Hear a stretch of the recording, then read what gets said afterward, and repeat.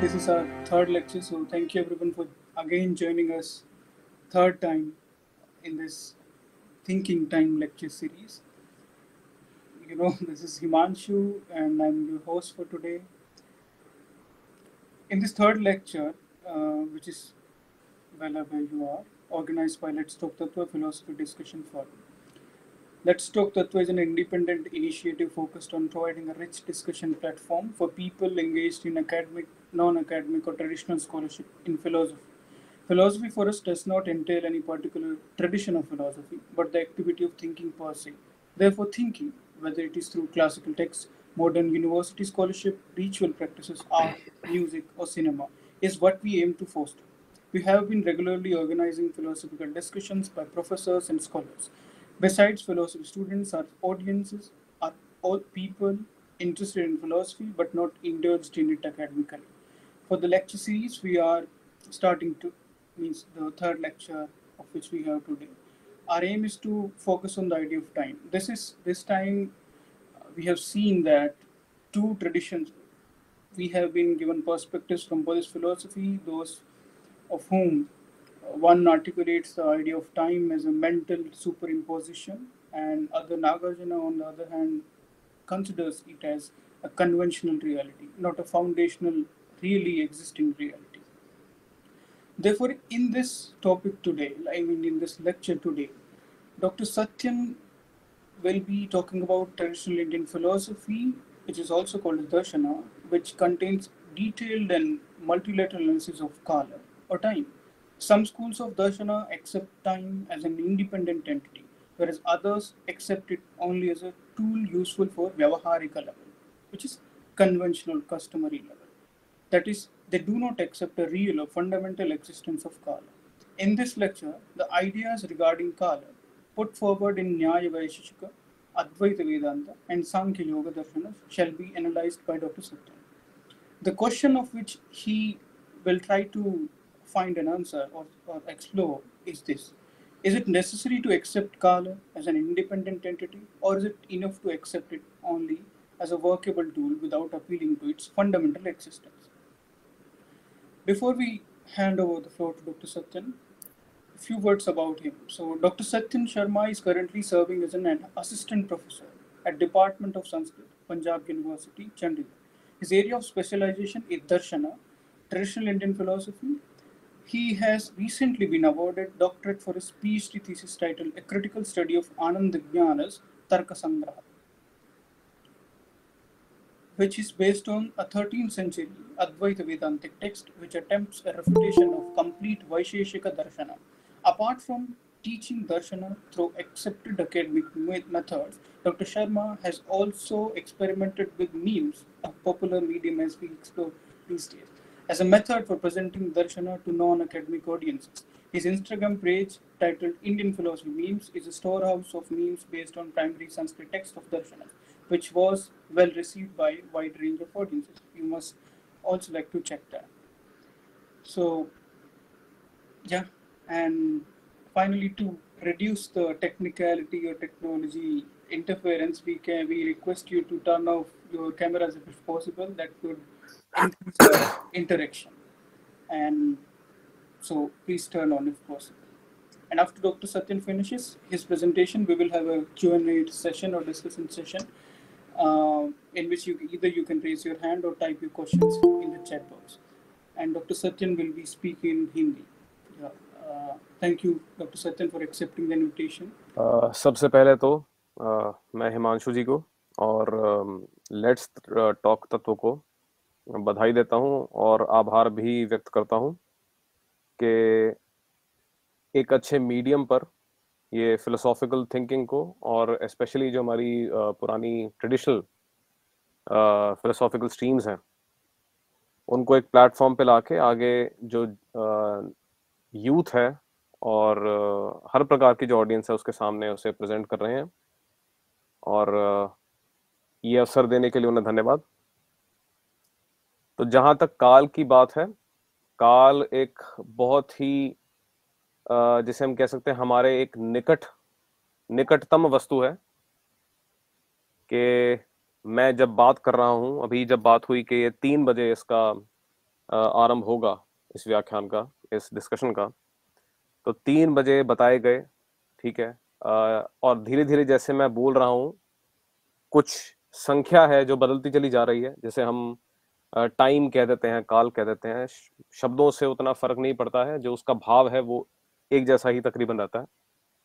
तो आप काल कहें, समय कहें या टाइम कहें, जो भी जिस भी शब्द से इसका कथन करना चाहें, तो इसका हमारी रोजाना की जिंदगी से बहुत ही घनिष्ठ संबंध है।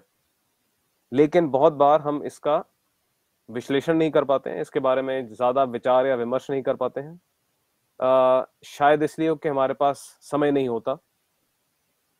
लेकिन ये भी जिस तरह से हमारे यहाँ पर ट्रेडिशन के अंदर विचार, इस पर बहुत गहरा विचार हुआ है, जैसे कि अपनी भूमिका में ही हिमांशु जी ने इस बात का कथन किया है कि कुछ जो हमारे स्कूल्स ऑफ थॉट, जिसको हम कहते हैं दर्शन शास्त्र की जो हमारे पद्धतियां हैं, कुछ तो काल को एक स्वतंत्र तत्व के रूप में स्वीकार करते हैं कि काल एक अपने आप में एक स्वतंत्र रूप से विद्यमान वस्तु है, जिस पर किसी और वस्तु का असर नहीं पड़ता और उसे किसी और वस्तु की आवश्यकता नहीं है विद्यमान होने के लिए। वहीं दूसरे हैं जो काल को सिरे से ही उसका खंडन कर देते हैं। कुछ ऐसे हैं जो काल का स्वतंत्र रूप में तत्व होने का खंडन तो करते हैं, लेकिन उसको व्यवहार में उसकी जो विद्यमानता है, जो उसका व्यवहार है, उसको खंडन नहीं करते हैं। तो उसमें से कुछ जो है, न्याय वैशेषिक हुआ, सांख्य योग हुआ और अद्वैत वेदांत हुआ, ये मैंने कुछ स्कूल्स चुने हैं, इंडियन फिलोसफी के विचारधाराएं चुनी हैं। इनके भी ग्रंथ बहुत बड़े बड़े हैं, क्योंकि शास्त्र अपने आप में कई ग्रंथों से बनता है। एक मुख्य ग्रंथ होता है, उसके ऊपर कई फिर टीकाएं लिखी जाती हैं, कई उसमें स्वतंत्र ग्रंथ भी आते हैं। तो मैंने कुछ ही ग्रंथों को इसमें लिया है, अन्यथा एक एक दर्शन के ऊपर ही डिस्कशन करने के लिए एक एक महीना निकल जाएगा। तो बहुत ही थोड़ा थोड़ा मैंने इसमें जो उनके भाग हैं उन ग्रंथों के वो लिए हैं, और उसे अब भूमिकाबद्ध तरीके से, एक क्रमशः तरीके से उसको प्रारंभ करते हैं। तो मेरा जो शीर्षक ये है, स्वतंत्र काल तत्व, आवश्यक या अनावश्यक। तो इस पर मुख्य जो हमारा इस पर बल रहेगा वो है कि क्या किसी स्वतंत्र काल तत्व को स्वीकार करने की आवश्यकता है, या उसके बिना भी हमारा काम चल सकता है। तो सबसे पहले तो काल से जुड़ा हमारा सामान्य अनुभव क्या है, क्योंकि शास्त्र तब तक कोई बात विचार के लिए स्वीकार नहीं करता जब तक वो लोक में उसकी चर्चा ना हो रही हो, आम लोग उसके बारे में बात ना कर रहे हैं।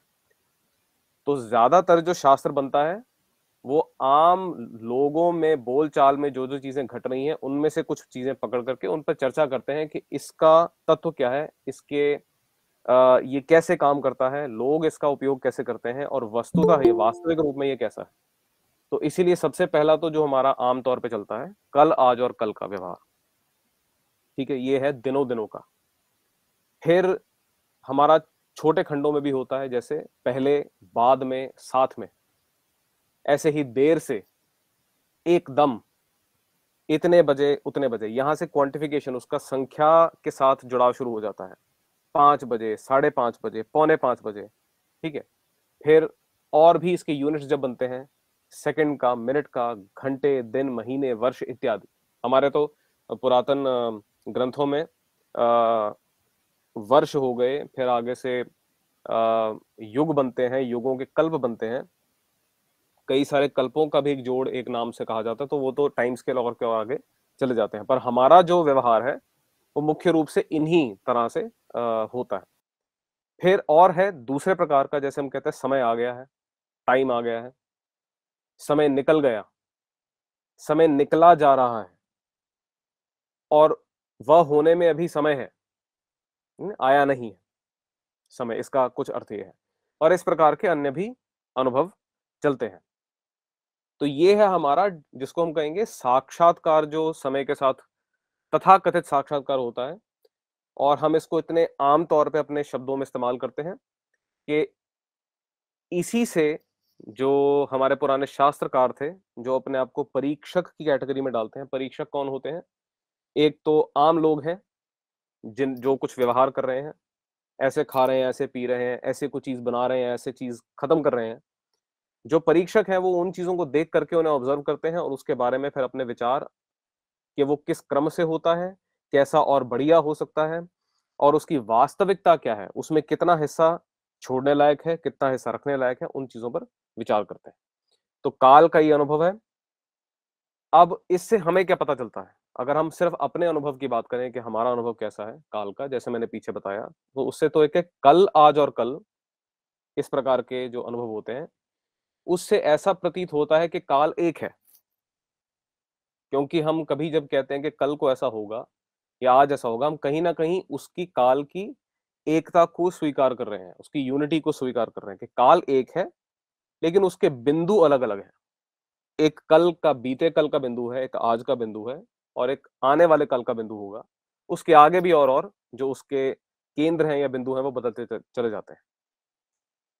फिर है समय आ गया, निकल गया आदि अनुभवों से क्या प्रतीत होता है कि काल कोई क्रिया करता है, काल में एक्शन है, उसमें गति है, आ रहा है, जा रहा है, नहीं आया है, आएगा, इत्यादि। और अगली बात है कि हम जहां भी जाएं वहां काल है। हम कुछ भी करते हैं वो कहीं करते हैं और कभी करते हैं।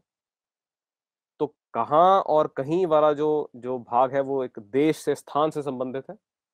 और कब कर रहे हैं, जब कर रहे हैं, तब कर रहे हैं, ये सब जो शब्द हैं ये कहां से हैं? ये किसी काल विशेष या समय विशेष से संबंध रखते हैं। काल को मापने के यंत्र भी भिन्न भिन्न स्थानों पर भिन्न भिन्न काल गणना करते हैं। जैसे हमें पता ही है, आप अलग अलग स्थानों का अभी भी समय निकालेंगे, किसी स्थान पर कोई समय हो रहा है, किसी स्थान पर कोई समय हो रहा है।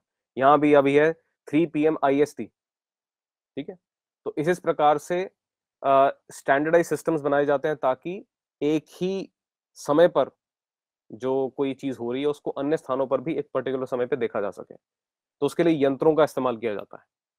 अतः काल उस गणना से अलग है। ऐसा हमें लगता है कि काल एक चीज है और उसकी गणना अलग से की जा रही है, यंत्रों के द्वारा उसे पकड़ा जा रहा है, उसे देखा जा रहा है। जैसे हम दूरबीन से कोई स्थान को बड़ा छोटा करके देखते हैं, आगे पीछे का देखते हैं, तो उसी प्रकार से यंत्रों के द्वारा जो काल बहुत बड़ा है और एक है, उसके हिस्सों को देखा जाता है। पहले, साथ में, बाद में आदि अनुभवों से प्रतीत होता है कि क्रियाओं के क्रम का काल के साथ कुछ संबंध है। तो कोई भी क्रिया या एक्टिविटी या एक्शन होता है, उसमें एक क्रम होता है, एक सीक्वेंस होता है। पहले पॉइंट नंबर ए, फिर बी, फिर सी, फिर डी, इस प्रकार से आगे आगे बढ़ता जाता है। और ये सीक्वेंस मेंटेन रहती है बहुत बार। ठीक है, जैसे आप कुछ चीजें आगे पीछे तो कर सकते हो, लेकिन एक सीक्वेंस, उस पूरी क्रिया को समाप्त होने तक एक सीक्वेंस चाहिए। तो इस सीक्वेंस में भी आप नोटिस करेंगे, आपका जो अपना अनुभव है कि वहां भी काल का अनुभव आपको होता है। अभी ये हो गया, अभी ये हो रहा है, ये हो चुका है, ये होना है, इत्यादि जो अनुभव है वो भी काल को क्रियाओं के क्रम से जोड़ता है। तो लौकिक काल सिद्धांत हम एक बना सकते हैं। ठीक है, हमारा, हम सबका, यदि हम शास्त्र ना भी पढ़ें, क्योंकि जब तो हमारे पुराने चिंतकों ने, परीक्षकों ने चिंतन शुरू किया था इन चीजों के बारे में, तब ग्रंथ तो आए नहीं थे, पहले चिंतन प्रारंभ हुआ। तो आज भी यदि आप अपने अपने अनुभव का ही चिंतन करें, उस पर विचार करें, तो कुछ जो मैंने उदाहरण पीछे दिए हैं उनसे ये चीजें निकलती हैं। क्या? काल प्रत्यक्ष वस्तु नहीं है, सबसे पहला। तभी हमें यंत्रों का सहारा लेना पड़ता है। दूसरा, यदि यंत्रों का सहारा ना भी लें तो हमारे परस्पर अनुभव, जैसा किसी को ये लगेगा कि 5 मिनट बीते हैं कोई काम होने में, दूसरे को लगेगा नहीं 10 मिनट हो चुके हैं, कोई कहेगा नहीं कुछ ही तो बस 2-3 मिनट हुए हैं चीज को हुए। इसका अर्थ क्या है? क्योंकि वो प्रत्यक्ष नहीं है, इसीलिए हमें उसका डेफिनेट जो आंसर है उसको ढूंढने के लिए किसी यंत्र का या किसी कॉन्सेप्ट का सहारा लेना पड़ता है। फिर है काल सब ओर है। ये तो पक्की बात है, जहां जाएंगे वहां आपको काल मिलेगा। और काल ना मिले, काल का उपयोग तो है, चाहे वहां घड़ी हो ना हो, लेकिन वहां जो क्रिया और क्रम का काम है वो चलेगा। और वहां भी पहले, बाद में, साथ में, देर में, ये वाले व्यवहार होते हैं। काल में क्रिया है, ऐसा हमें अनुभव होता है, और काल का क्रिया के क्रम से संबंध है। ठीक है, तो हम टेक्निकली तो जो कह रहे हैं समय बीत रहा है, वहां हम क्या कर रहे हैं? ये क्रिया बीत गई, ये क्रिया हो गई, ये क्रिया हो चुकी है, ये भूतकाल में जा चुकी है, पास्ट में है। ये क्रिया भी हो रही है, ये वर्तमान काल में। ये क्रिया भी होगी, ये भविष्य काल में। तो इस प्रकार का क्रियाक्रम के साथ काल का एक संबंध बनता है। फिर आता है हमारी जर्नी, जो नेचुरल जर्नी है। पहले हम बेसिक्स या मौलिक बातें, मूल की बातें पहले सोचते हैं, फिर उसके बाद उसमें और थोड़ा-थोड़ा बढ़ोतरी करते-करते उसको तराशते चले जाते हैं। और ये तराशने की प्रक्रिया ही शास्त्र की प्रक्रिया है। तो लोक से शास्त्र की ओर यही जो विचार हैं जाते हैं। प्रायः शास्त्र लोक का ही किसी न किसी प्रकार अनुसरण करता है। तो हमारे शास्त्रों में ऐसी बात नहीं की जा सकती जिसका लोक के साथ, आम लोगों के अनुभव के साथ साक्षात रूप से कोई विरोध हो जाए। ठीक है? ये कहें कि ये चीज़ ऐसी होती है, लोग अपने अनुभव में उस चीज़ को नहीं जानते उस प्रकार से, तो लोक विरोध होने से शास्त्र की बात भी खंडित हो जाती है। तो मुख्य रूप से शास्त्र क्या करता है, लोक के ही अनुभव को लेकर के, जो उसमें से बहुत जरूरी अनुभव हैं, उन पर विचार करता है। लोक में होने वाले अनुभव शास्त्रीय चिंतन चिंतन का विषय बनते हैं। भिन्न भिन्न विद्वान उन्हीं अनुभवों को भिन्न भिन्न दृष्टियों से देखते हैं, ये भी आवश्यक है। ठीक है, कि एक ही काल है, काल कहें या काल का अनुभव कह लें हम, लेकिन उसको जब हम सब भी आपस में जब बातचीत करेंगे तो हम थोड़ा उसके बारे में अलग अलग भावनाएं व्यक्त करेंगे। और इसी प्रकार से जो हमारे परीक्षक या पुराने जो विद्वान हैं हमारे, और आज भी हैं, ये भी क्या करते हैं, उसी वस्तु के बारे में अलग अलग दृष्टि प्रस्तुत करते हैं। तो कुछ पहले मैं एक झलक दूंगा कि शास्त्रीय चिंतन जो काल का हुआ है, वो कहाँ कहाँ से हमें उसके रिटन अकाउंट्स मिल जाते हैं। तो हमारे ग्रंथों में जो भारत के प्राचीनतम ग्रंथ हैं, उनमें पहले तो हम वेदों को मानते हैं। वेदों के बाद में ब्राह्मण, आरण्यक, ये दो और मुख्य वैदिक काल के बिल्कुल सन्निकट ये ग्रंथ हैं। इनके अंदर काल को लेकर कुछ कुछ चर्चा हुई है। स्पष्ट रूप से काल की ये टर्म, जो काल शब्द है, इसका इसी सेंस में इस्तेमाल हुआ है, काल के खंडों का।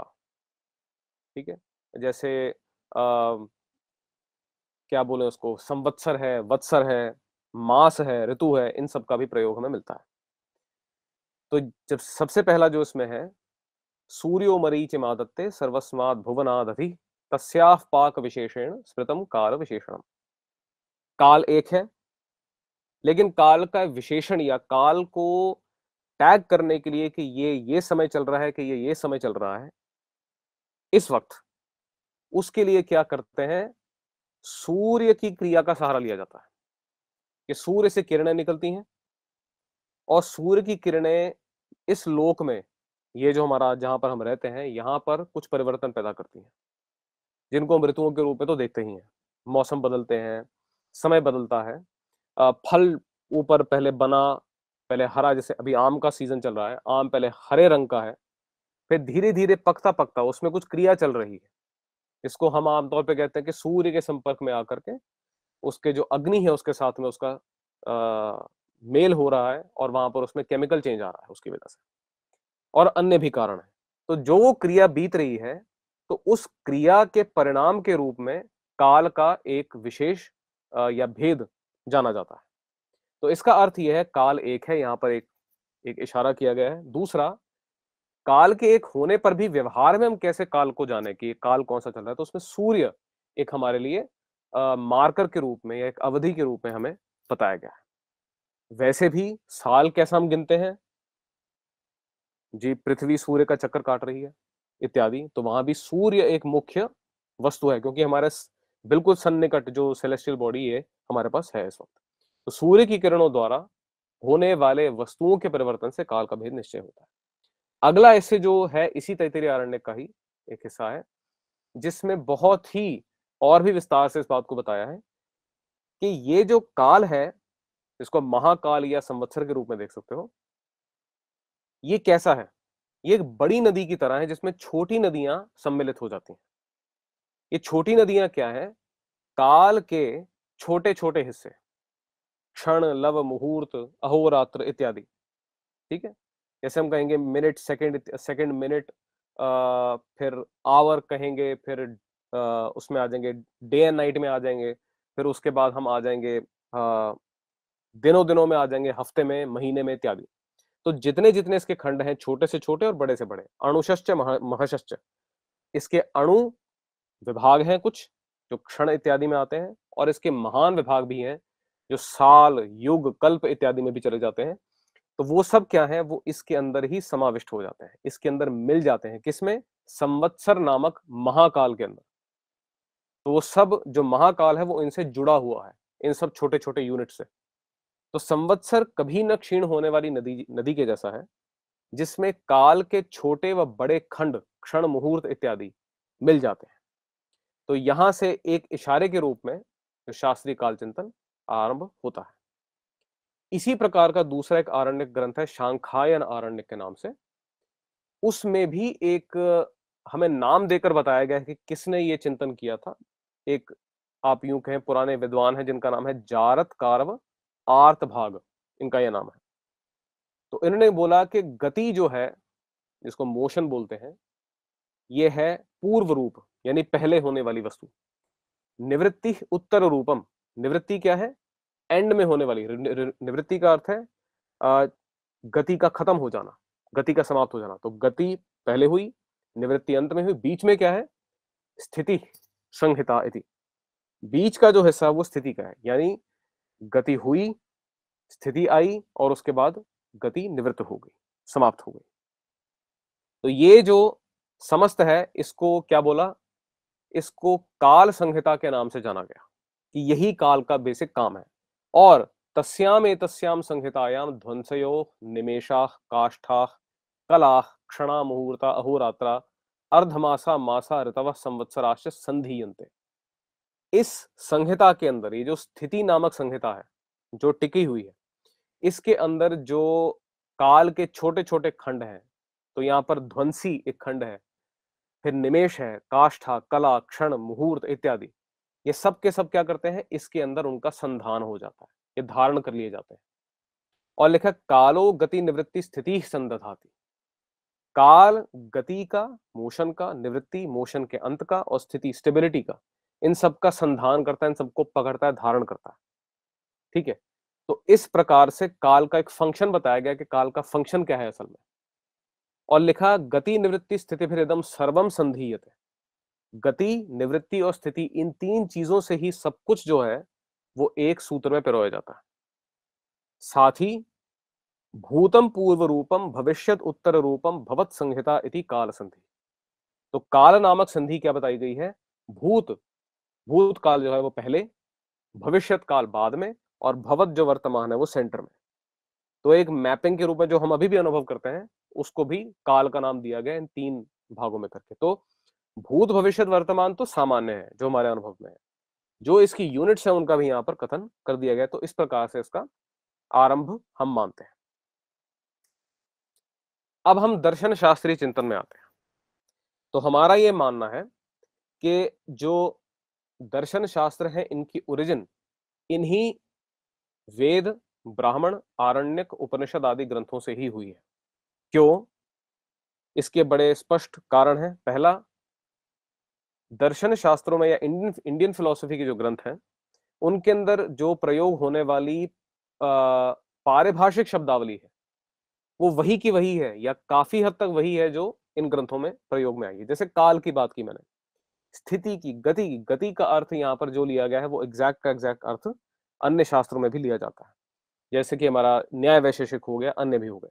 ऐसे ही क्षण हो गया, निमेष हो गया, मुहूर्त इत्यादि जो शब्द आए हैं इसके अंदर, और अन्य शब्द भी प्रमाण की कैटेगरी जो होती हैं, प्रत्यक्ष हुआ, अनुमान हुआ, ये शब्द भी एज इट इज इन ग्रंथों में हमें अवेलेबल हो जाते हैं। और तकरीबन उन्हीं सेंसेस के अंदर ही जिन सेंसेस में या जिन अर्थों में इनका प्रयोग बाद के ग्रंथों में हुआ। तो अब यूं कह सकते हैं कि एक धारा बह रही है जो आरंभ कहीं वेद के आसपास होती है, और वो आगे कुछ छोटे छोटे जिसको कहते हैं सिकुड़े हुए रास्तों से निकलती निकलती अन्य अन्य धाराओं में उसका परिवर्तन हो गया, लेकिन पानी वही चल रहा है, उसकी शेप जो उसको दी जा रही है उसका थोड़ा सा भेद है। तो सबसे पहले हम न्याय वैशेषिक में आते हैं। न्याय वैशेषिक साथ में शब्द क्यों लिया? वैसे तो दो दर्शनों का अलग अलग नाम है, एक न्याय दर्शन है और एक है वैशेषिक दर्शन। न्याय का काम ज्यादातर ये है कि प्रमाणों को वो विचार का विषय बनाता है, प्रमाण विद्या पर बहुत बल देता है। और वैशेषिक जो है वो एक तरह का प्रैक्टिकल एप्लीकेशन की तरह है कि फिजिकल वर्ल्ड जो आपका, ये भौतिक जगत आपके आसपास है, इसको कैसे स्टडी करना है, ये तत्व जो आपके आसपास है ये क्या है, इनका क्या काम है, ये कैसे काम करते हैं, इनकी कैटेगराइजेशन, ये किस किस सूची के अंदर इनको डालना है, वो कैसे होगा, वो ये भी इस पर डिस्कशन होती है। ये एक साथ इनका नाम इसलिए आता है क्योंकि ये एक दूसरे के पूरक या सहायक दर्शन है। कुछ मतभेद इनके अंदर होते हैं लेकिन इतने ज्यादा नहीं है कि इनको दो अलग अलग शास्त्र मान लिया जाए। इन दोनों के साथ आने का, जिस ग्रंथ का मैंने यहाँ पर उदाहरण भी दिया है, तर्क भाषा, ये तकरीबन 9वीं सदी से आगे आगे चलते चलते इन दोनों को साथ में मिलाकर के ग्रंथों की रचना आरंभ हुई, जहां पर इसे नाम दिया गया तर्कशास्त्र। तो तर्कशास्त्र जो है उसके अंदर न्याय और वैशेषिक दोनों ही आ जाते हैं। तो इसीलिए मैंने ले लिया कि दोनों का ही इसमें जो संधान है हो जाएगा। तो तर्क भाषा से काल के बारे में कुछ चर्चा कर लेते हैं। तो तर्क भाषा है तकरीबन 12वीं या 13वीं सदी का ग्रंथ है, और इसके जो लेखक हैं या इसके रचयिता हैं उनका नाम है केशव मिश्र। और ये एक बहुत ही प्राइमर टेक्स्ट के रूप में है कि जो भी न्याय दर्शन में और वैशेषिक दर्शन में प्रवेश करना चाहता है और बहुत अधिक पढ़ाई नहीं करना चाहता, बहुत परिश्रम नहीं करना चाहता, उसके लिए ये ग्रंथ पर्याप्त है। तो यहां पर काल के बारे क्या बोला गया है? कालोपि दिग विपरीत परत्वा परत्वानुमेय। कि यहां पर काल का घुमा करके एक उसकी परिभाषा की गई है कि जो डायरेक्शंस हैं, उसको दिशा बोलते हैं या दिक बोलते हैं, उसको भी एक अलग पदार्थ के, एक द्रव्य के रूप में माना गया है। ये जो दिशाएं हैं इनके अंदर परत्व, दूरी, और अपरत्व, निकटता, इससे उल्टी जो निकटता और दूरी का अनुभव होता है, वो उससे हम काल का अनुमान करते हैं। कैसे? एक डायग्राम से आप देख सकते हैं। तो यहां जो लिखा है उसको मैंने एक डायग्राम में डाल दिया है। राइट कॉर्नर में मैं खड़ा हूं, ठीक है, मेरे बिल्कुल पास में एक वृद्ध व्यक्ति खड़ा है, ठीक, और वृद्ध व्यक्ति के आगे एक युवा खड़ा है, ठीक है, लेफ्ट कॉर्नर की तरफ। अब वृद्ध व्यक्ति दिशा में या स्थान में मुझसे निकट है, और जो युवा है वो स्थान में मुझसे दूर है। स्पष्ट रूप से यहां पता लग रहा है। लेकिन यहां पर एक विचित्र चीज होती है कि वृद्ध में मुझे एक दूरी का अनुभव होता है। कौन सी दूरी? काल की दूरी का अनुभव होता है कि ये मुझसे काल में दूर है। और जो युवा है उसमें मुझे काल में निकटता अनुभव होती है कि ये मेरे निकट है। जैसे हम कहते हैं कि आप ये तेरी बात समझेगा, ये तेरे उम्र के आसपास का है, इसमें निकटता है। ये बड़ी उम्र का है, ये छोटी उम्र का है, ठीक है। ये क्या हो रहा है यहाँ पर?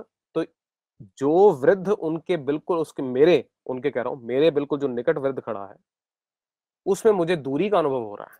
तो वो किस प्रकार की दूरी होनी चाहिए? वो स्थान की या देश की दूरी नहीं होनी चाहिए, वो कोई और दूरी है। और युवा जो मुझसे दूर खड़ा है उसमें मुझे कुछ निकटता का अनुभव हो रहा है, वो देश की निकटता नहीं, किसी और वस्तु की निकटता है। तो इस चीज से हमने एक अनुमान लगाया कि यहां पर कोई और चीज भी हो रही है जिसके कारण से हमें ऐसा अनुभव हो रहा है। क्योंकि देखिए, अनुभव जो है आपके, वो या तो सही है या गलत है। मुख्य रूप से अगर हम यूं देखें, दो ही डिविजन्स हैं, या बात सही है या बात सही नहीं है, गलत है। तो जब हम कहते हैं कि मुझे भ्रम हुआ या उसको भ्रम हुआ, तो अनुभव तो उसको भी कुछ हुआ जिसको आप भ्रम कह रहे हैं। लेकिन भ्रम क्यों कह रहे हैं? क्योंकि जो उसको अनुभव हुआ उसका कोई कारण बाहर नहीं था, उसके अपने मन के अंदर ही था, ठीक है। या बाहर जो था उसको उसने मिसअंडरस्टैंड कर लिया, इसलिए उसको गलत समझ में आया। तो एक जगह तो है कि वस्तु बाहर कोई है ही नहीं जिसका अनुभव आपको अंदर हो रहा है, जो उसको जिसलिए हम उसको भ्रांत या भ्रम अनुभव बोल देते हैं। दूसरा है कि बाहर जो है उसको उसकी मिस रिप्रेजेंटेशन होगी, जैसा वो दिखना चाहिए था उसका प्रतिबिंब गलत पड़ गया आपके अंदर, इसलिए आपने उसको गलत समझ लिया। तो दोनों प्रकार से यहाँ पर क्या है कि जो अनुभव हो रहा है उसका कोई कारण कहीं आपके मन से, अपने मन से बाहर होना चाहिए, जिससे हमें पता लगे कि हाँ ये वेरीफाइबल है या इसको टेस्ट कर सकते हैं, ठीक है। तो यहां पर क्या है कि यदि काल का अनुभव बिना काल के हो रहा है तो फिर वो भ्रम हो जाएगा। और अगर काल का अनुभव ही भ्रम है तो फिर हमारा सारा व्यवहार गलत है। हमारा सारा जो जीवन शैली है, जीवन है, वो सब कुछ असत्य हो जाएगा। क्यों? पहली चीज,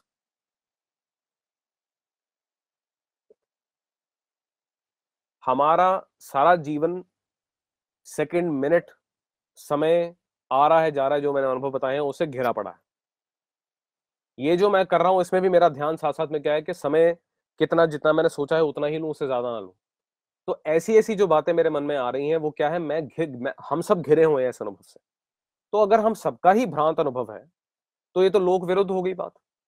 टेक्निकली जैसे मैंने पीछे बोला था, लोक का विरोध हो जाएगा उसमें। तो इसलिए हमें इसको वेरीफाई कह के करना पड़ेगा कि यद्यपि हमें इसका कारण साफ सामने नहीं दिख रहा, लेकिन इसका कोई कारण होना चाहिए, तभी ये सबको अनुभव हो रहा है।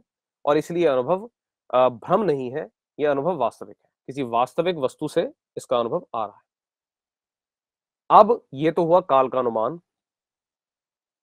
दूसरा काल के बारे क्या कहा गया है कि ये एक है, एको नित्यो विभुश्च। काल एक ही होता है, 2 3 4 नहीं होते। दूसरा, काल नित्य होता है, ये कभी ना उत्पन्न हुआ है ना कभी इसका विनाश होगा। अगली चीज जो इसमें कही है कि अगर काल एक है, फिर इसमें भेद कैसे करते हैं, क्षण का, मुहूर्त का, सेकंड का, मिनट का, डे का, हफ्ते का इत्यादि के। तो वो बोलते हैं सच एकोपि वर्तमानातीत भविष्य क्रियोपाधिवशात वर्तमानादि व्यपदेशम लभते पुरुष एव। जैसे एक ही इंसान जब दो काम कर रहा है तो दोनों बार उसको मान लो कुछ अलग नाम से बुलाया जा रहा है। तो यहाँ पर हम एक बहुत ही ठेठ उदाहरण लेते हैं हमारे ग्रंथों का, कि एक ही मनुष्य जब खाना पका रहा है तो उसको पाचक बोल दिया। ये संस्कृत का शब्द है पाचक, यानी पकाने वाला। और जब वो पढ़ा रहा है तो उसको पाठक बोल दिया। तो मनुष्य एक ही है, लेकिन उसके नाम बदल गए क्रिया के कारण से। क्रिया की एक उपाधि बन गई, कंडीशन बन गई, जो उसका अपना गुण नहीं है, उसका उस क्रिया के साथ कुछ संबंध बना और उतनी देर के लिए उसका नाम बदल गया। फिर दूसरी क्रिया आई, उतनी देर में उसका नाम कुछ और हो गया। तो इसी प्रकार से एक ही काल जो है वो वर्तमान की क्रिया, अतीत भूतकाल की क्रिया और भविष्य की क्रिया से एक तरह से कंडीशन होकर के, उपहित होकर के उसको उपाधि मिल जाती है। वहां से उसके वर्तमान, अतीत और भविष्य काल वाले उसके उसको जो नाम है वो मिल जाते हैं। उसी प्रकार से जिस प्रकार से हमारी बोलचाल में एक ही इंसान के अलग अलग नाम हो सकते हैं उसके अलग अलग क्रियाओं के कारण से। तो काल एक है, एक है। तो यहां पर यह भी प्रश्न आता है कि अगर काल एक है तो उसके जो ये क्षणों आदि के जो व्यवहार हैं, काल बीत रहा है, काल जा रहा है, क्या ये सही है? तो यहाँ पर लिखा विभुश्च, विभु का अर्थ होता है सर्वव्यापक। ये जो काल है ये सब तरफ फैल रखा है, जैसे मैंने पीछे लौकिक अनुभव में बात की, सब तरफ काल है। तो जो काल सब तरफ है, इसमें क्रिया कैसे होगी कि काल बीत रहा है, जा रहा है, ये हो रहा है, वो कैसे होगा? तो ये भी प्रश्न उठता है इसमें। तो यहां पर भी कुछ हद तक तो इन्होंने कहा है कि आपका अनुभव भ्रांत नहीं है, भ्रामक नहीं है। क्यों? क्योंकि एक काल है, हमने अनुमान से इसको सिद्ध कर दिया। लेकिन काल के जो बाकी कुछ अनुभव हैं, वो इनके हिसाब से कुछ भ्रांत वाले हैं भी। उनको आप आ, काल के स्वभाव के अंदर नहीं मान सकते कि काल के स्वभाव में ही गति है कि काल आ रहा है, जा रहा है, बीत रहा है। लेकिन हमारे अनुभव में तो बीतता है। तो उसको उन्होंने कहा कि केवल एक कंडीशन की वजह से ऐसा प्रतीत होता है, वैसे काल के अंदर ऐसी बात नहीं हो सकती। तो इस प्रकार से न्याय वैशेषिक का, दोनों का मिलाकर के एक ऐसा व्यू है काल को लेकर के, जहां वो काल को एक द्रव्य मानते हैं जो नित्य है, इसे ईश्वर ने भी नहीं बनाया। जहां पर न्याय वैशेषिक इस सृष्टि के बनने और बिगड़ने की बात डिस्कस करता है, वहां कई ऐसे तत्व हैं जिनको ईश्वर ने नहीं बनाया है, वो बस वहां है। They are already available raw material, वो रॉ मटेरियल की तरह पड़े हैं और वो उनका प्रयोग करके ही बाकी चीजें हो सकती हैं। तो उनमें काल एक ऐसा द्रव्य है जिसके कारण ही सृष्टि होने की प्रक्रिया भी होगी, स्थिति की भी प्रक्रिया होगी, और जब विनाश होगा, जब प्रलय होगी, तब भी इसका सहारा लिया जाएगा। तो ये बिल्कुल सेफ है उसमें, इसको किसी ने बनाया नहीं है, ये कभी डिके नहीं करता और ये वास्तविक रूप से एग्जिस्ट करता है बिना किसी की सहायता के। तो स्वतंत्र तत्व हो गया यहाँ पर। इसके बाद सांख्य योग पे आते हैं, बड़ा प्रोमिनेंट एक इसका स्थान है। सांख्य और योग भी दो दर्शनों के नाम है अलग अलग, लेकिन इसकी डिवीजन आप यूं मानिए कि जो सांख्य है वो थ्योरेटिकल या थ्योरी का हिस्सा या सिद्धांत बताता है, और योग उसका एप्लीकेशन करता है। तो यहाँ पर मैंने योग सूत्र पर जो सबसे पुरातन भाष्य हमें या सबसे पुरानी व्याख्या हमें अवेलेबल होती है, योग सूत्र ग्रंथ है महर्षि पतंजलि का, जो मौलिक ग्रंथ है योग दर्शन का।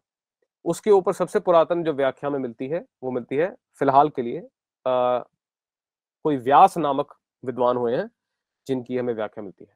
यहां इन्होंने क्या कहा है कि जैसे किसी द्रव्य का सबसे छोटा यूनिट जो होता है, सबसे छोटा हिस्सा, उसको परमाणु बोलते हैं, वैसे ही सबसे छोटा यानी जिससे आगे और छोटा ना किया जा सके ऐसा जो काल का हिस्सा है, काल का भाग है, उसको क्षण कहते हैं। ठीक है, यहां पर ये कहते हैं कि जितनी देर में एक परमाणु एक स्थान से हटकर दूसरे स्थान पर चला जाता है, उसको भी हम क्षण के नाम से जान सकते हैं। ठीक है, तो ये इसको बिल्कुल जिस तरह हम आजकल भी एटॉमिक क्लॉक्स का जमाना है, उससे भी नीचे जा रहे हैं अभी तो ये भी सबसे छोटी यूनिट से प्रारंभ करके ही काल को गिन रहे हैं। ये मुख्य रूप से काल क्या है, सबसे जो मुख्य रूप से काल क्षण ही है, तो मैं आगे इस पर डिस्कस करूंगा। और वो क्षण क्या है, परमाणु एक देश से एक स्थान से दूसरे स्थान तक जितनी देर में ट्रैवल करेगा, वो उसको हम क्षण बोले। और आगे बोला कि इसका क्रम क्या है, एक क्षणों का क्रम भी होता है जो अभी भी चल रहा है। ठीक है, आप मिनट वाइज भी गिन सकते हैं, आप सेकंड वाइज भी गिन सकते हैं, कितनी कितनी देर में चीजें जा रही हैं या काल कितना निकल रहा है। तो लिखा तत्प्रवाह विच्छेदस्तु क्रमः, और क्षण तत्क्रमयोर नास्ति वस्तु समाहार इति बुद्धि समाहारो मुहूर्तादय। अब यहां ये क्या कहते हैं कि जो काल का हमें एक क्रम दिखाई देता, प्रवाह दिखाई देता कि काल चल रहा है, क्षण बीतते चले जा रहे हैं, एक रील की तरह है, एक रील के ऊपर क्षण पड़े हुए हैं और वो आगे से बीतते चले जा रहे हैं। ये हमारा आम लोगों का मानना है, जो कि हमारा भ्रांत दर्शन है, हमें भ्रम है। तो क्या बोलते हैं, कालो वस्तु शून्यो बुद्धि निर्माण, ये व्यास जी का वचन है इसमें। वो क्या कहते हैं, काल जो है इसमें कोई वास्तविकता नहीं है, ये बुद्धि की रचना है, हमारे अपने मन की बुद्धि की रचना है। और लिखा है शब्द ज्ञानानुपाति, ये केवल शब्द हमने दे दिया इसको, हम उससे व्यवहार कर रहे हैं, लेकिन वास्तविक रूप में आ, इसका कोई आधार नहीं है। कैसा काल, जो क्षणों का पूरा क्रम है एक, ठीक है, पूरा कलेक्शन है, उस प्रकार का काल केवल हमारी बुद्धि में है। क्षणस्तु वस्तु पतितः क्रमावलंबी, लेकिन क्षण वास्तविक है, ये क्षण को वास्तविक मानते हैं। तो क्षण वास्तविक है, क्षणों का पूरा जो एक लड़ी है या एक पंक्ति है, वो काल केवल हमारे मन के अंदर है, केवल हमारी बुद्धि में है। और ये इन्होंने ये लिखा कि जो क्रम क्या है क्षणों का, क्षणांतर्यात्मा, क्षणों का जो आनंतर्य है, एक क्षण आया चला गया, दूसरा क्षण आया चला गया, तीसरा क्षण आया चला गया, ये जो क्षण के बाद क्षण की उत्पत्ति है या क्षण का क्षण के बाद आना है, यही ये जो है क्रम है क्षणों का। और इसी को काल विदः काल इत्याचक्षते योगिनः, इसी को योगी काल कहते हैं। तो यहां पर अब क्या एक हमें ध्यान देने वाली बात है, क्षण के रूप में जो काल है वो सत्य है, और क्षणों का एक क्रम होता है जिसमें एक क्षण आया फिर वो चला गया, फिर दूसरा क्षण आया फिर वो चला गया। ये जो एक क्षण के बाद दूसरे क्षण का आना, ये जो क्रम है, इसी को काल कहा जाता है इनकी नजर में। साथ में ये बात है कि दो क्षण एक साथ कभी आ नहीं सकते, एक के बाद एक भी। ठीक है, एक क्षण आएगा फिर वो चला जाएगा फिर दूसरा आएगा। तो इसीलिए इनका मानना है कि एक क्षण, एक बार में एक ही क्षण होता है, दो तीन क्षण नहीं होते, और वही असल में काल है, और कोई काल नहीं है। जो दूसरा काल जैसे हम अपने व्यवहार में करते हैं कि एक काल है, उसके छोटे छोटे हिस्से हैं क्षण, ऐसा काल केवल हमारी बुद्धि में है, केवल हमारे व्यवहार का विषय है। और व्यावहारिक स्तर पर इसको उन्होंने स्वीकार कर लिया, लेकिन उन्होंने यहाँ पर बोला है कि जो लौकिक लोग हैं, जिनका दर्शन थोड़ा सा डगमगाया हुआ है, जिनमें ज्ञान नहीं है, उन्हें ऐसा महसूस होता है। ठीक है, तो योगी जो है वो ऐसे काल को नहीं मानते, योगी मानते हैं क्षण रूप काल को मानते हैं, और उस क्षण रूप काल के क्रम को मानते हैं। ठीक है, तो वैसे काल को उन्होंने स्वीकार किया है, क्षण रूप काल को, लेकिन जो बाकी यूनिट्स हैं उनको उन्होंने ऐसे स्वतंत्र रूप से स्वीकार नहीं किया। फिर है अद्वैत वेदांत। अब अद्वैत वेदांत जो है, ये वेदांत का एक प्रकार इसको माना जाता है। ठीक है, वेदांत मुख्य रूप से ब्रह्म की जिज्ञासा और मोक्ष नामक एक पुरुषार्थ जिसको हम कहते हैं, परम पुरुषार्थ कहते हैं, कि जो हमारी पराकाष्ठा है कि हम अपनी एक्सेलेंस कहाँ तक लेके जाएं, तो उसके एक हमारा एक आदर्श है जिसमें हम कहते हैं मोक्ष तक पहुंचना है। मोक्ष क्या है?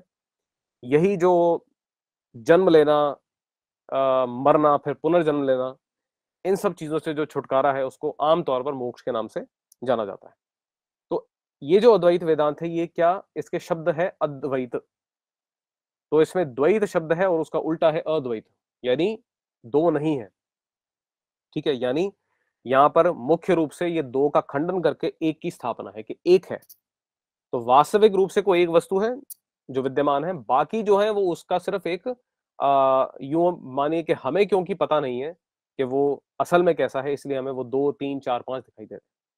तो यहां पर काल का कॉन्सेप्ट क्या है? वैसे तो जहां पर उन्होंने अद्वैत बोल दिया कि दो नहीं, कोई एक ही वस्तु है, और एक क्या है, ये से ब्रह्म स्वीकार करते हैं कि जो वो एक वास्तविक तत्व है जो विद्यमान था, है और रहेगा, वो केवल और केवल ब्रह्म है, और बाकी सब जो है वो भ्रम है। ठीक है, भ्रांत दर्शन हम उसको बोलेंगे। तो यहां पर मैंने आदि शंकराचार्य का तैत्तिरीय उपनिषद के ऊपर एक भाष्य है, भाष्य यानी कमेंट्री है उनकी, उसमें से एक स्थान पर उन्होंने चलते हुए एक बात बोली है। वो क्या है? सर्वेशाम ही वस्तूनाम कालाकाशादीनाम कारणम ब्रह्म। तो ये कहते हैं कि काल, आकाश आदि जो तत्व हैं, ये है, ठीक है, हमने माना, और इसका कारण कौन है, यानी इसका कॉज या इसका उत्पादक कौन है? वो है ब्रह्म। ठीक है, वो जो परम तत्व है जो एक ही अकेला है। तो यहां पर एक बात तो न्याय वैशेषिक की उन्होंने खंडित कर दी, वो ये करने की कोशिश की है कि काल नित्य है। तो काल नित्य नहीं है। नित्य क्यों नहीं है? क्योंकि जो चीज उत्पन्न होती है, जिसको बनाया जाता है, जो पहले नहीं थी फिर हुई, उसको हम नित्य नहीं कह सकते। ठीक है, तो इस कारण से वहां पर उसकी जो न्याय वैशेषिक की नित्यता है, उसके उलट यहां बात की गई है। अब ब्रह्म उसके कारण है। साथ में किरण क्या बोला? अन्य तत्वात कार्य से वस्तुना। ये जो किसी कारण से कोई वस्तु उत्पन्न होती है, हम उसे अपनी टर्मिनोलॉजी में कार्य बोलते हैं। कारण का अर्थ है कॉज और कार्य का अर्थ है इफेक्ट।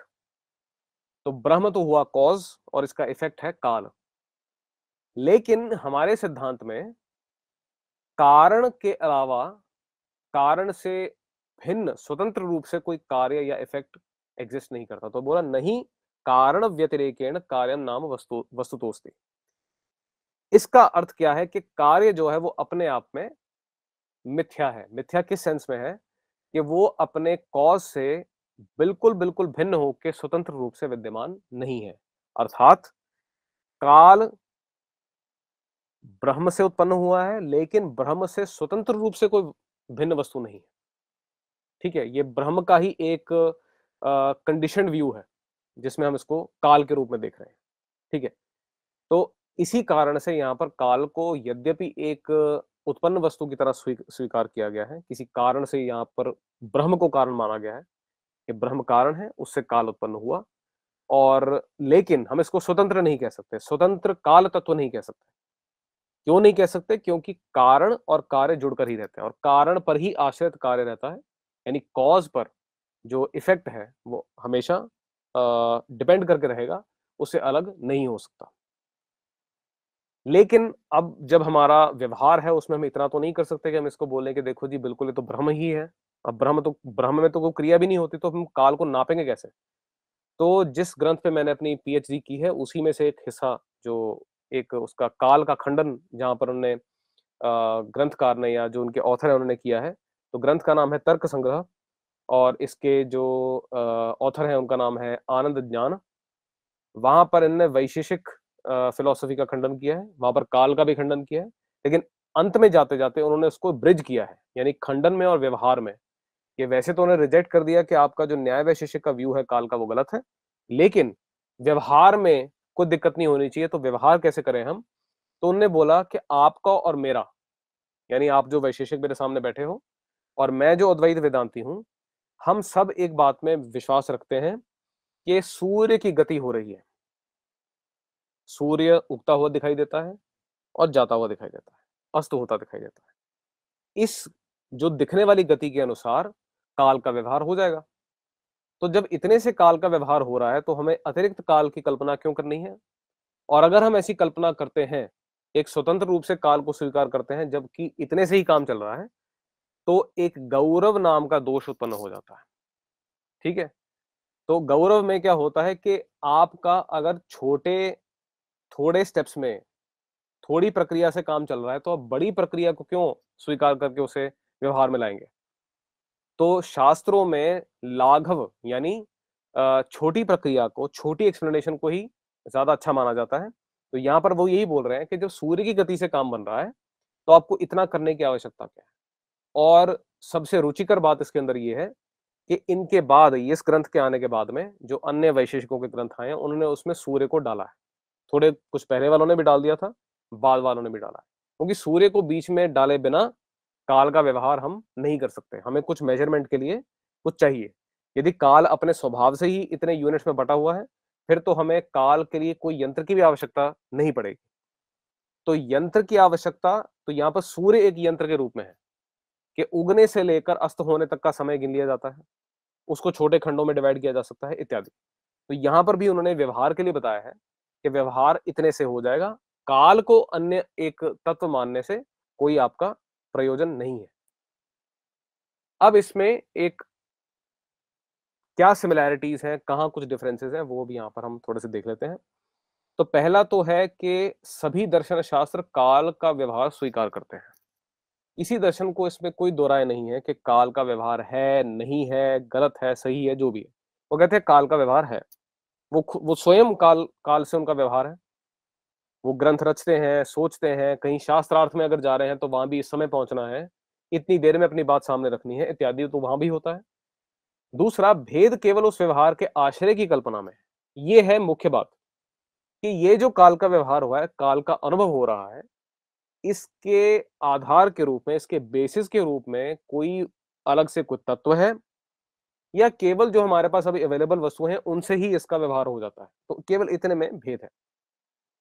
न्याय वैशेषिक दर्शन जो है वो एक स्वतंत्र द्रव्य रूप काल को स्वीकार करता है, जो स्वतंत्र है और इस काल के व्यवहार को उत्पन्न करता है। ठीक है।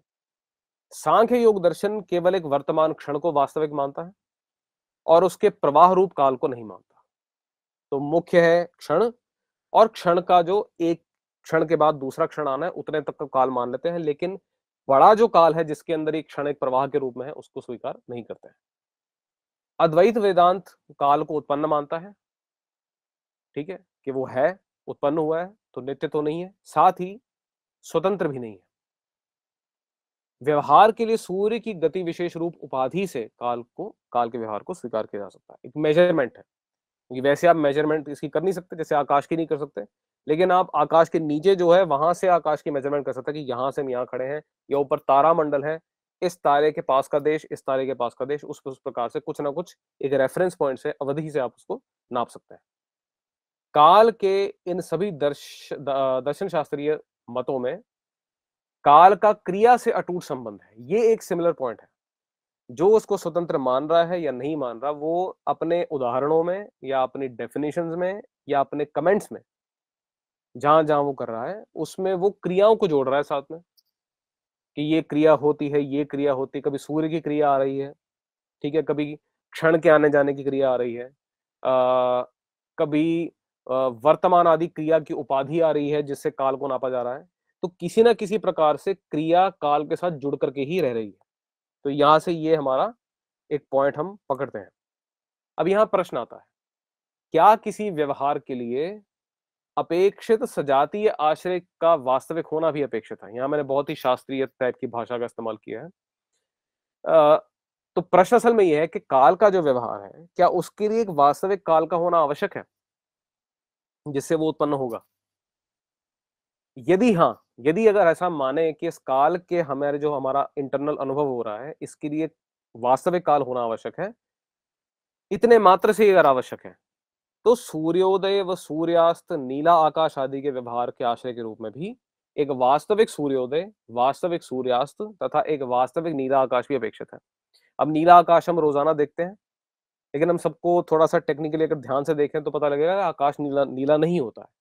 उसमें नीलेपन का हमें आभास हो रहा है, आकाश का कोई रंग नहीं है। ठीक है। इसी प्रकार से सूर्योदय सूर्यास्त नहीं होते हैं, लेकिन इनका व्यवहार तो होता है, ठीक है। नीले आकाश से व्यवहार होता है। जब कोई फोटो खींचने जाता है कि बड़ा ब्राइट ब्लू स्काई है और फोटो खींचते हैं, तो क्या कोई ये थोड़ी बोलता है कि झूठ है, कोई आकाश नीला तो है ही नहीं, कोई किसी प्रकार की फोटो खींचने की आवश्यकता नहीं है, ये भ्रांत व्यवहार है। कभी ऐसा नहीं होता, ठीक है। कोई एक दो बीच में से आके कर दे, लेकिन सामान्य लोगों का ऐसा व्यवहार नहीं है। और ऐसी सूर्योदय और सूर्यास्त का भी व्यवहार रोजाना पेपर्स में आता है, रोजाना इसका वर्णन मिलता है। तो क्या वो एक वास्तविक सूर्योदय हमें वहां अनुमान करना पड़ेगा, एक वास्तविक सूर्यास्त मानना पड़ेगा, एक वास्तविक नीला आकाश मानना पड़ेगा?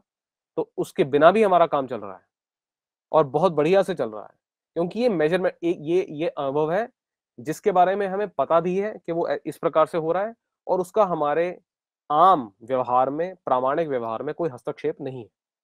तो उपर्युक्त व्यवहार के लिए किसी सजातीय वास्तविक आश्रय की अपेक्षा नहीं है, ये सिद्ध है, ठीक है। क्या इसी प्रकार काल का व्यवहार किसी वास्तविक स्वतंत्र कार्यतत्व के बिना हो सकता है? अब ये प्रश्न है।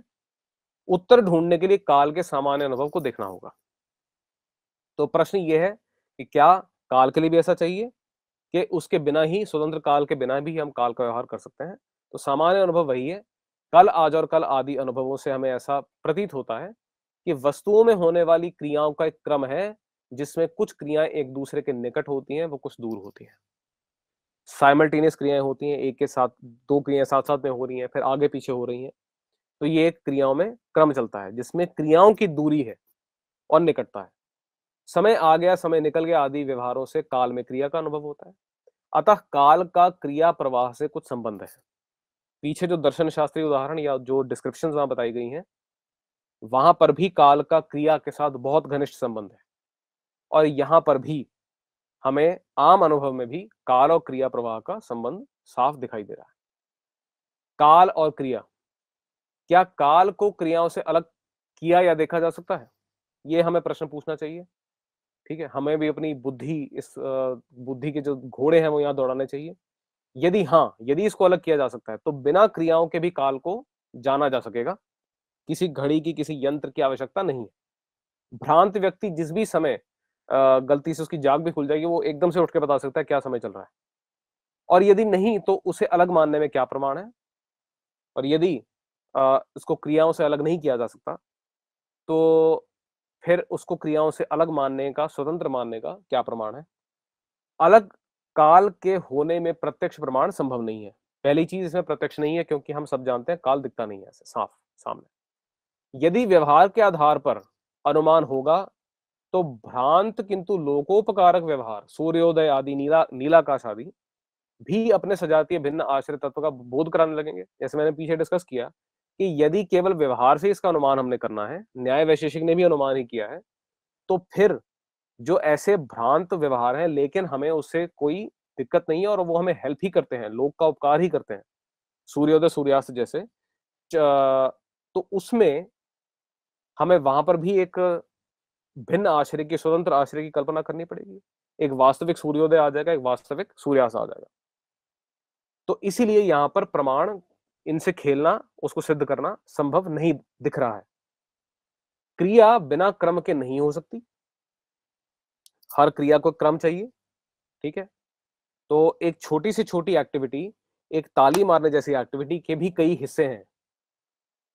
हाथों का अपनी पूरी पुरानी पोजीशन से हिलना, एक दूसरे के निकट आना, निकट आके बिल्कुल सन्निकट होना, फिर टकराना, फिर अलग होना, और फिर वापस अपनी पोजीशन पे जाना जो पहले वाली थी। तो इतने सारे, इसका इसका क्रम है, एक पूरी छोटी सी क्रिया का भी। तो क्रिया का एक क्रम होता है। अतः काल और क्रियाक्रम का परस्पर संबंध है। काल की कल्पना करते हैं, ये सच्चाई है फिलहाल के लिए, कि हमारा जो काल की कल्पना है वो क्रिया के क्रम से है। एक्शंस का जो, या एक्टिविटी का सीक्वेंस चल रहा है, उससे हमने काल की कल्पना की है। तो टेक्निकली तो हम क्रियाओं को ही मेजर कर रहे हैं। क्या काल को मापा जा सकता है? तो यहाँ पर एक प्रश्न आता है कि हमारे पास इतने सोफिस्टिकेटेड यंत्र हैं जिससे हम काल को नापते हैं, तो क्या हम, जब हम घड़ी में देख रहे हैं, तो आप काल को ये कैसे बोल सकते हो कि काल का स्वतंत्र एग्जिस्टेंस नहीं है, स्वतंत्र विद्यमान, उसका स्वतंत्र अस्तित्व नहीं है? तो वहां पर पहली चीज ये आती है कि किसी भी वस्तु के हिस्से को नापने के लिए या मापने के लिए उस वस्तु पर किसी एक बिंदु से मापने का काम प्रारंभ करना पड़ता है। ठीक है, कोई भी वस्तु, जैसा मेरे पास मेरा हाथ ही है, अगर इसको मेरे को एक हिस्से को नापना है तो किसी एक पॉइंट से, पॉइंट ए से पॉइंट बी तक मुझे नापने का काम करना पड़ेगा। तो कहीं से शुरू करूंगा जो पॉइंट यहां है और वहां नहीं है। लेकिन काल अप्रत्यक्ष है, काल प्रत्यक्ष नहीं है, काल हमारे सामने खड़ा नहीं है देखने के लिए या अनुभव करने के लिए। इसी कारण एटॉमिक क्लॉक, वॉल क्लॉक आदि यंत्रों का हम प्रयोग करते हैं। यंत्र में समय देखते हुए क्या हम काल के माप को देख रहे हैं, ये एक प्रश्न है। कि जब हम घड़ी में देखते हैं अभी इस वक्त का समय क्या हो रहा है, 4 बजने में 2 मिनट है। तो 4 बजने में 2 मिनट जब मैं कह रहा हूं तो ये काल का स्वभाव मैं यहां देख रहा हूं कि काल की किस वस्तु को देख रहा हूं या काल के माप को देख रहा हूं। तो उक्त सभी यंत्रों के मापने की क्रिया किसी देश में अथवा दैशिक वस्तु में हो रही है, न कि काल में। तो मैं यहां ध्यान देना है कि जिसको हम नापने का, हम काल को जो नाप रहे हैं वो एक्चुअली एक देश में हो रहा है, एक स्थान में हो रहा है, ना कि काल में। स्पेस में है, टाइम में तो टेक्निकली नहीं वो दिख रहा हमें वहां। तो क्या यांत्रिक काल का स्वतंत्र काल तत्व से कोई संबंध है, ये एक प्रश्न आता है। फिर इसमें एक हमारी टेक्निक हम इस्तेमाल करते हैं अन्यथा अनुपपत्ति की, कि यदि काल को स्वतंत्र रूप से स्वीकार ना किया जाए तो क्या होगा। तो फिर ये होगा, ये नहीं हो सकता, फिर वो नहीं हो सकता। अगर वास्तविक काल ना हो तो ये नहीं हो सकता, वो नहीं हो सकता, इत्यादि। तो वहां पर भी क्या है, आप पहले तो एक संबंध बैठा रहे हो कि काल स्वतंत्र रूप से है और वो इस चीज को उत्पन्न करता है। तो काल स्वतंत्र है और वो हमारे कालिक व्यवहार को उत्पन्न करता है, कालिक अनुभव को उत्पन्न करता है। और यदि काल ना हो स्वतंत्र रूप से तो फिर ये अनुभव नहीं होगा। तो पहली बात कि इसमें क्या प्रमाण है कि इसका वास्तविक काल से कोई संबंध है। ठीक है। दूसरा, काल प्रत्यक्ष नहीं है।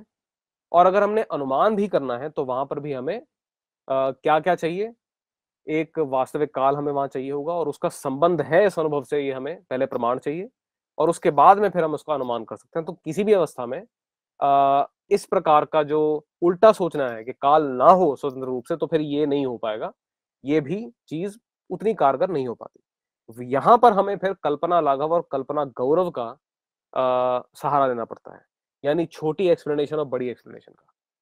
तो हम छोटी एक्सप्लेनेशन को ज्यादा बढ़िया मानते हैं, जितने कम में बात बन रही है, जितना जरूरी है उतना उसको एक्सप्लेन करें, ज्यादा चीजें बीच में घुसाने की आवश्यकता नहीं है।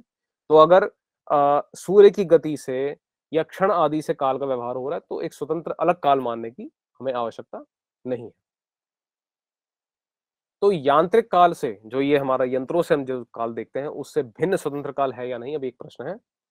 तो हमारा जो व्यवहार यांत्रिक काल से होता है, अ, उसमें किसी यंत्र से काल को नापा जाता है, जिसमें जैसे घड़ी की सुइयां हैं, वो एक उसमें घूम रही हैं और उससे हम काल को नाप रहे हैं।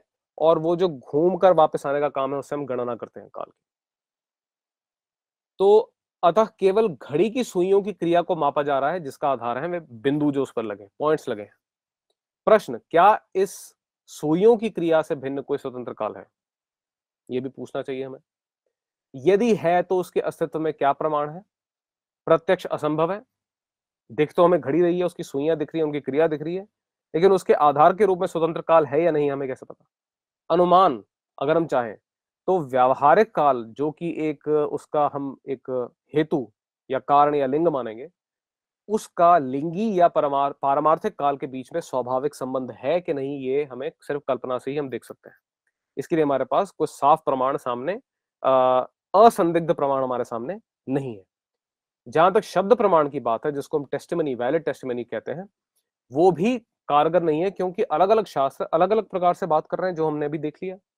कोई स्वतंत्र कह रहा है, कोई परतंत्र कह रहा है, कोई व्यावहारिक कह रहा है, कोई कह रहा है बिल्कुल भ्रांत है, इस प्रकार से। तो इसका उपसंहार क्या है, इसका कंक्लूड कैसे करें हम इसको। तो कुछ पॉइंट्स यहां पर मैं दे रहा हूं और बाकी आप सबके अपने अपने विचार के लिए मैं छोड़ रहा हूं। पहला, यांत्रिक अथवा मापे जाने वाला काल क्रिया पर आश्रित है। ठीक है, एक कोई क्रिया हो रही है, उसके सहारे से ही उसको नापा जा रहा है। ठीक है, बिना क्रिया के काल को मापना असंभव है। घड़ी रुक जाए अगर आपकी, एटॉमिक क्लॉक को कुछ हो जाए, तो फिर हम कैसे पता करेंगे कि सबसे एक्यूरेट सेकंड का माप कितना होता है इत्यादि। काल का सामान्य अनुभव भी क्रिया पर ही आश्रित है। वर्तमान की क्रिया, भूतकाल की क्रिया और भविष्य काल की क्रिया, वहां पर भी क्रिया पर ही आश्रित है। क्रिया पर आश्रित काल से क्रिया के आश्रय काल का अनुमान किस आधार पर किया जाए? यहाँ ये प्रश्न मैं आपके लिए दे रहा हूं, इसको आप आराम से अपना चिंतन कीजिए इस बात पर और विचार कीजिए, और मुझसे भी डिस्कस कर सकते हैं बाद में कि क्रिया पर आश्रित है काल, जिसकी हमने यहाँ पर बात की, जिससे हमारा व्यवहार होता है, वो काल क्रिया पर आश्रित है। तो जो काल क्रिया पर ही आश्रित है, उसके आधार पे हम क्रिया का जो आश्रय काल है, जिसके आश्रय पर क्रिया हो रही है, उसका अनुमान कैसे करें? तो बड़ा जंप है हमारे सोच में। अतः व्यावहारिक स्तर पर क्रिया पर आश्रित जो काल है, जैसे कि यांत्रिक काल उसका एक स्वरूप है, उसको ही यदि हम स्वीकार कर लें तो पर्याप्त है अपने आप में। एक स्वतंत्र काल को जो हमें ना दिखता है, ना हमें किसी प्रकार से डिटेक्ट हो पाता है, और क्रिया से बिल्कुल भिन्न स्वतंत्र रूप से, नित्य रूप से विद्यमान है, ऐसे काल को न मानने पर भी हमारा काम चलता है। तो अगर हम कल्पना लाघव और कल्पना गौरव की बात करें, छोटी एक्सप्लेनेशन की बात करें, तो हमारे व्यावहारिक काल में जो काल है, व्यावहारिक अनुभव में जो काल है, वो केवल और केवल क्रियाओं पर आश्रित है, और उतने में ही उसकी हमें एक्सप्लेनेशन हम अगर समेट दें तो भी हमारा काम चलता है। ठीक है? यदि मैं यूं कहूं कि जो इस प्रेजेंटेशन को नहीं भी सुन रहे हैं, उनके काल में कोई भेद तो आने नहीं वाला, उनके काल के अनुभव में कोई भेद नहीं आने वाला। ठीक है? क्यों नहीं आने वाला? क्योंकि वो चल रहा है। वो काल को स्वतंत्र माने ना माने, वो काल को भ्रामक माने ना माने, वो काल को एक क्षण रूप काल को स्वीकार करे ना करें, या प्रवाह रूप काल को स्वीकार करे ना करें, ये इस क्रिया में जो चल रही है, इसमें कोई भेद नहीं आने वाला। तो यहाँ पर क्रिया जो है वो मुख्य है, और काल जो है वो सर्कमफ्रेंस के अंदर चला गया है, बाउंड्रीज पे चला गया है, और क्रिया के अनुसार काल की गणना होती हुई हम देख भी पाते हैं। आप इसके बारे में पढ़ेंगे तो वहां भी काल को जो नापने की क्रिया है, वो भी क्रिया है जिससे काल की गणना की जाती है। साथ ही एक और चीज जो मैंने यहाँ इंक्लूड नहीं की है, वो है संख्या, नंबर्स। कि काल का संख्या से क्या संबंध है, क्योंकि मेजरमेंट जो होती है वो अंकों के हिसाब से होती है। तो क्या काल का किसी अंक से कोई संबंध हो सकता है या नहीं हो सकता है, इस पर छोड़ता हुआ, इस पर मैं आपको एक तो ये कि क्रिया पर आश्रित काल जो है वो क्रिया के आश्रय काल का अनुमान कैसे कर सकता है, दूसरा संख्या के साथ काल का क्या संबंध है, इस पर हम विचार करते रहें। यहीं पर मैं अपने इस प्रेजेंटेशन को